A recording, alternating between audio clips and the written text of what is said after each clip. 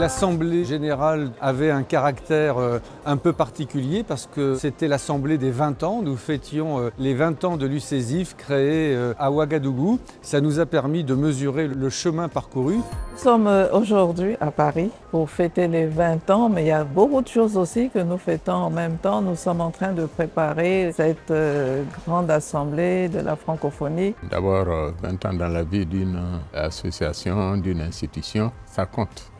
Ça correspond à un certain nombre de réalisations, d'événements. Ravi d'être venu et de participer à cette édition, à cette 20e édition de l'UCESIF, d'autant plus que la francophonie sera plus qu'à l'honneur cette année avec le sommet de la francophonie qui se déroule ici en France. 20 ans de l'UCESIF, c'est 20 ans de coopération et de partenariat entre les conseils économiques et sociaux et organismes similaires des pays membres de la francophonie.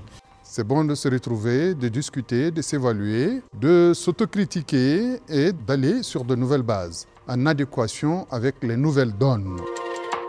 À l'occasion de ces 20 ans, la famille de l'UCESIF s'est agrandie puisque nous avons officiellement accueilli un 24e membre, le Conseil économique et social bulgare. Et puis nous avons défini notre feuille de route pour l'année à venir, un approfondissement des travaux que nous avons engagés sur la gouvernance de l'eau au plan mondial, des travaux nouveaux sur la francophonie économique et numérique.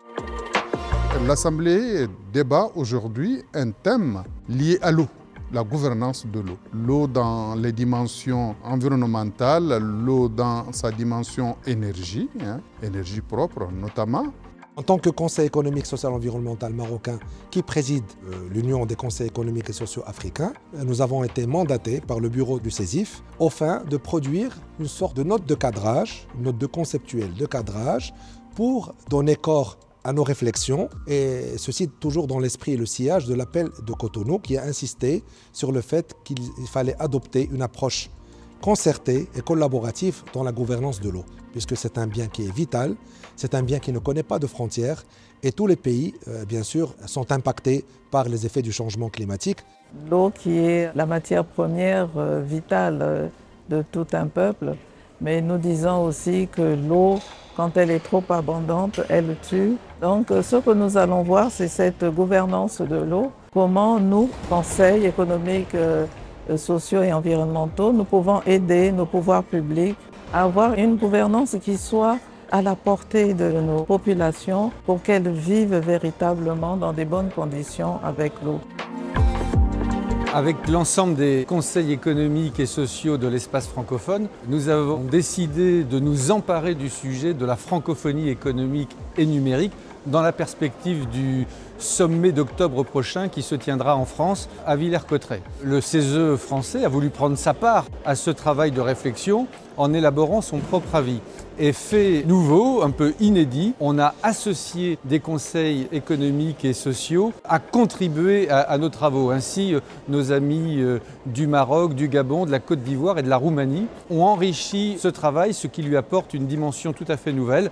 Mais ça s'inscrit, j'allais dire, dans la volonté générale du CESE de s'ouvrir pour élaborer ces travaux. Nous nous ouvrons aux citoyens d'une manière générale, nous nous ouvrons aux Césaires pour donner une dimension régionale à nos travaux et nous nous ouvrons à l'international, au Comité économique et social européen et à nos partenaires des conseils de l'UCESIF. On ne peut pas aujourd'hui vouloir faire du développement, aller à la transformation structurelle de l'économie sans accorder une attention particulière à ces deux enjeux que sont l'économie numérique et les problèmes écologiques également.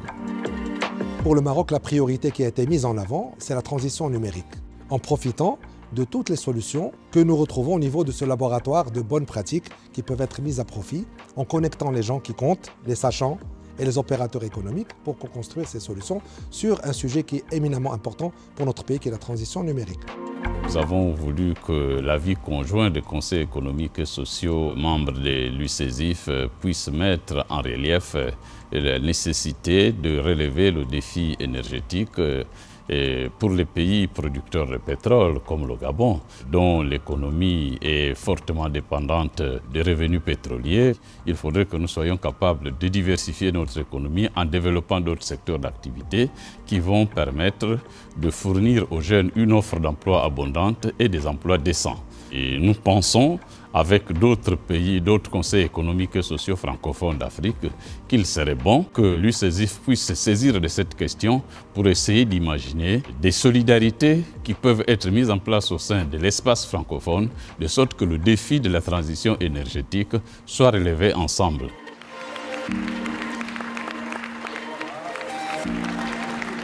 La société civile peut jouer avec différents projets fédérateurs dans le sens de la formation, par exemple, renforcement des capacités, et cela peut aider à ce que la société civile joue un rôle qui puisse consolider la communauté francophone qui se retrouve autour de la langue française. Les gens ont besoin de communiquer et quand on a une langue commune, la communication est meilleure. Donc plus les pays francophones travailleront ensemble et plus on pourra évoluer dans un sens tout à fait intéressant. C'est très important de pouvoir partager ensemble nos façons de fonctionner, l'importance pour nous et pour la francophonie de l'utilisation de cette langue.